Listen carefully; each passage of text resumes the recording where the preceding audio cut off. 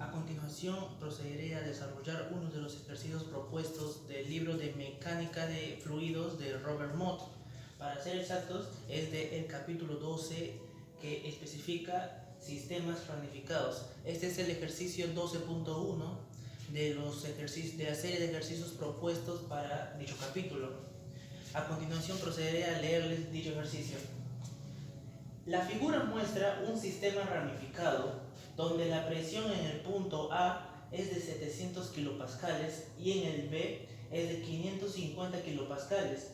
Cada rama mide 60 metros de largo y nos indica que ignoremos las pérdidas en las intersecciones, pero tomemos en cuenta todos los codos. Si el sistema conduce aceite con un peso específico de 8.80 kN sobre metros cúbicos, calcule el flujo volumétrico total y también nos indica que el aceite tiene una viscosidad cinemática de 4.8 por 10 a la menos 6 metros cuadrados sobre segundos. Acá se muestra la figura en la cual se especifican las dimensiones de las tuberías. En la parte de arriba tenemos una tubería de 4 pulgadas, en la de abajo tenemos una tubería de 3 pulgadas y en los costados tenemos de 6 pulgadas. Acá está presente una válvula cuya longitud equivalente sobre el diámetro es de 240 y también nos indican que todas las tuberías presentes son de acero cédula 40, lo cual nos ayudará después a determinar sus dimensiones. Para comenzar a desarrollar este ejercicio tenemos que identificar los datos que nos dan directamente al comenzar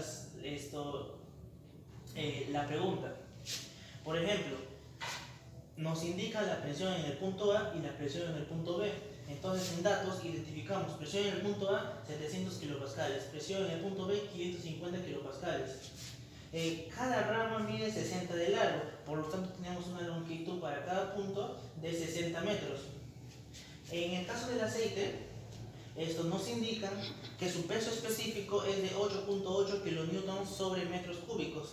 Entonces ponemos 8.8 kN sobre metro cúbico y una viscosidad, por acá nos indican, cinemática de 4.8 por 10 a la menos 6 metros cuadrados sobre segundo. Ahora para el caso de las tuberías, teniendo en cuenta que son cédula 40, en el caso de la tubería de 4 pulgadas, su diámetro interior es de 0.1023 metros, a la cual le sacamos su área, que es pi por diámetro cuadrado sobre 4. Entonces, al desarrollar nos da un área de 8.213 por 10 a la menos 3 metros cuadrados. Entonces, a esta parte los voy a identificar, por ejemplo, para el diámetro suga y área suga. ¿Por qué? Porque estamos hablando de este punto de acá. Y a esto yo decido llamarles el punto A, para que va a ser el indicador de la rama superior, que lo denomino A. Y para la rama inferior denominada B, tenemos el diámetro es de 0.0779 metros y un área sub B de 4.768 por 10 a la menos 3 metros cúbicos. Una vez obtenidos los datos, también nos indican que calculemos el flujo volumétrico total, que es la suma del flujo volumétrico en la rama superior, que es el flujo volumétrico sub A, y sumado más el flujo volumétrico de la rama inferior, que es el flujo volumétrico sub B. Teniendo esto en cuenta, procederemos al desarrollo de los... a continuación, procedemos a desarrollar, teniendo en cuenta este paso inicial. Elaboramos la ecuación de la energía, en la cual identificamos la presión sobre el peso específico más la diferencia de altura en el punto A más la cabeza de velocidades en el punto A menos las pérdidas, igualado a la presión en el punto B sobre el peso específico más la diferencia de altura en el punto B más la cabeza de velocidades en el punto B. Como ya se dieron cuenta en la figura, se encuentran al mismo nivel tanto el punto A como el punto B, por lo tanto la diferencia de alturas son las mismas porque están al mismo nivel. Y también tenemos en cuenta que Por ello, las velocidades en el punto A y en el punto B se considerarían las mismas también. Entonces, despejamos la ecuación a partir de estos datos, teniendo entonces que presión en el punto A menos presión en el punto B sobre el peso específico es igual a las pérdidas. Pero también hay que tener en cuenta que las pérdidas también son iguales a las pérdidas en el punto A y las pérdidas en el punto B. Entonces, ahora sí, empezamos a reemplazar datos con lo que ya habíamos sacado anteriormente. Teniendo esto, 700 menos 550, que son las diferencias de presiones, y ambas son kilonewtons sobre metros cuadrados sobre el peso específico que ya nos dieron, que es 8.80 kilonewtons sobre metros cúbicos. Simplificamos kilonewton sobre kilonewton metro cuadrado sobre metros cúbicos y nos da, luego de desarrollarlo, que nos sale 17.05 metros, que vendrían a ser las pérdidas. Entonces, teniendo este dato inicial en cuenta, procedemos con la rama superior. ¿Ya? Entonces, para hallar las pérdidas en la rama superior, tenemos que identificar las pérdidas que se encuentran por los instrumentos dentro de la tubería. En el primer punto identifico las pérdidas por fricción que pasa a lo largo de la tubería. Entonces tenemos la fricción, el valor de la fricción que aún no lo encontramos, no lo estimamos, multiplicado por la longitud sobre el diámetro, que es 60 sobre 0.1023, multiplicado por la cabeza de velocidades en el punto A, en la rama A, que es la rama superior, más las pérdidas en los codos de la tubería, que vendrían a ser 2, porque son 2 codos, multiplicado por el factor de fricción, que en este caso sería el factor de fricción 0.017, porque estamos hablando de una tubería de diámetro de 4 pulgadas. Y al ser de 4 pulgadas, en la tabla 10.5 identificamos que para ese caso es de 0.017. Por eso acá identificamos que 2 por 0.17 por 30, que es la longitud equivalente sobre el diámetro para el caso de una tubería, de esa tubería estándar, multiplicado por la cabeza de velocidades en la rama A. Desarrollando, obtenemos que nos da como resultado, luego de desarrollar esta ecuación, 527 multiplicado por la fricción para la rama A, más 1.02 multiplicado todo eso por la cabeza de velocidades para la rama A. Entonces dejamos acá por un momento esta ecuación y procedemos con la rama inferior, que hacemos el mismo procedimiento, solo que esta vez incluimos la válvula. Y como ya nos dieron en la figura, la válvula posee una longitud equivalente sobre el diámetro de 240, multiplicado por el factor de fricción, que para este caso, hacer una tubería de 3 pulgadas, el factor de fricción vendría a ser a 0.017 según la tabla 10.5. Entonces empezamos a reemplazar datos, a excepción de la fricción, que aún no lo tenemos porque no lo asumimos todavía. 60, que es la longitud, sobre el diámetro, multiplicado por la cabeza de velocidades por el factor de fricción, que ya lo tenemos acá, por 240 por la cabeza de velocidades, más 2 veces, que vendrían a ser los codos, el factor de fricción por 30, que es para los codos estándares.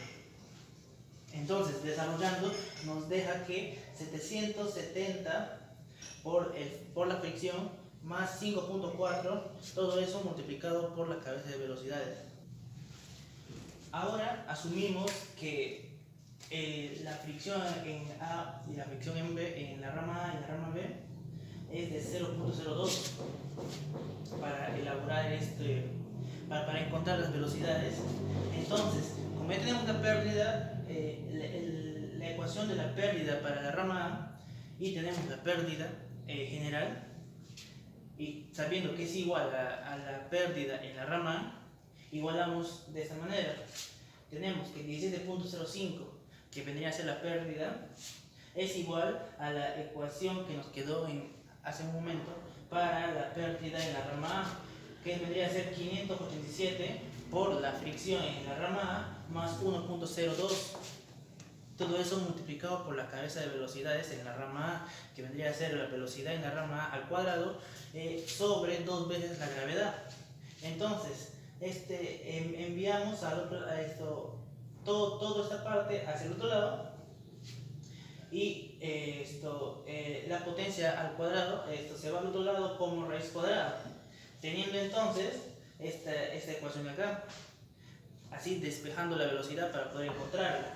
Resolvemos esto de acá, ya reemplazando la fricción, que vendría a ser 0.02 que asumimos, obtenemos una velocidad de 5.08 metros sobre segundos. Entonces, a partir de ahí, con esa velocidad, sacamos el número de Reynolds para la rama A, que vendría a ser velocidad en la rama A por el diámetro de la rama A sobre la viscosidad cinemática. Tenemos la velocidad que acabamos de encontrar, que es 5.08 multiplicado por el diámetro, que es 0.1023, sobre 4.8 por 10 a la menos 6, que vendría a ser la viscosidad cinemática. Obtenemos un valor de 1.08 por 10 a la 5, dándonos cuenta que es un fluido, que se trata de un fluido turbulento. Entonces, además de eso, encontramos el factor de rugosidad, que es diámetro sobre la rugosidad, que al ser el del material acero, la rugosidad vendría a ser 4.6 por 10 a la menos 5 metros, y el diámetro es 0.1023 metros. Metros con metros se va, y obtenemos el factor de rugosidad, que es de 2224. Entonces, con esos datos, ahora sí vamos a calcular de manera más específica, real, el factor de fricción, que como se trata de un fluido turbulento, se hace a través de esta fórmula, que es 0.25 sobre logaritmo de 1 sobre 3.7 multiplicado por el factor de rugosidad, que vendría a ser 2224, sumado a 5.74 sobre el número de Reynolds elevado a la 0.9, que vendría a ser 1.08 por 10 a la 5 elevado a la 0.9, y todo ese logaritmo elevado al cuadrado, lo cual nos da un valor de 0.02, lo cual nos muestra que lo que asumimos era correcto para este caso, ya que no cambia. Entonces, ahora elaboramos el mismo procedimiento para las pérdidas en la rama inferior, que vendría a ser igual, 10.05, que vendría a ser las pérdidas en general, igualado a la ecuación que nos quedó para la rama inferior, 770 multiplicado por el factor de fricción, por la fricción, disculpen, más 5.4, todo eso multiplicado por la cabeza de velocidades, que vendría a ser velocidad b elevado al cuadrado, sobre 2 veces la gravedad. Todo eso enviamos al otro lado y nos quedamos con la velocidad y elevado al cuadrado. Esa elevado al cuadrado lo enviamos al otro lado como una raíz cuadrada, y empezamos a desarrollar lo que nos queda, y nos da el valor de 4.01 metros sobre segundos. Una vez obtenido la velocidad, procedemos a encontrar el número de Reynolds para la rama inferior, que es velocidad sub b por diámetro sub b sobre la viscosidad cinemática. En este caso tenemos una velocidad de 4.01 que acabamos de encontrar, multiplicado por 0.0769, que vendría a ser el diámetro de la rama inferior, sobre la viscosidad cinemática, que es 4.8 por 10 a la menos 6. Eso nos da un valor de 6.51 por 10 a la 4, que vendría a ser en este caso también se trata de un fluido turbulento, y obtenemos el factor de rugosidad, que es diámetro sobre la rugosidad, que es 0.0739 sobre 4.6 por 10 a la menos 5, dándonos un valor de 1693. Al elaborar la misma fórmula, solo que reemplazamos con los datos para la rama suda, encontramos que nos sale una fricción de 0.022, lo cual ha cambiado. Para ello tenemos que recalcular los datos para la rama B. Ahora procedemos a recalcular la velocidad ahora con el factor de la fricción que acabamos de encontrar, que es 0.022. Procedemos a recalcular en la ecuación que hemos tenido respecto a la velocidad, recalculando ahora con la fricción, que es 0.022, procedemos a calcular, lo cual nos daría un nuevo resultado para la velocidad, que vendría a ser 3.87 metros sobre segundos.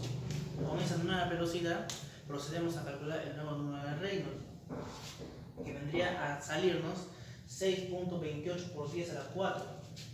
Bien, ahora eso lo reemplazamos en la ecuación que ya tenemos.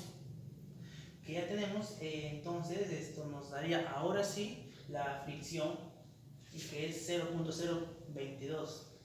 Bien, con estos datos obtenidos, pues ya tenemos la velocidad para el punto A, la velocidad en el punto B, o sea, en la rama A y en la rama B. Tenemos también el área en la rama A y en la rama B. Procedemos a desarrollar los caudales respectivos para la rama A y para la rama B.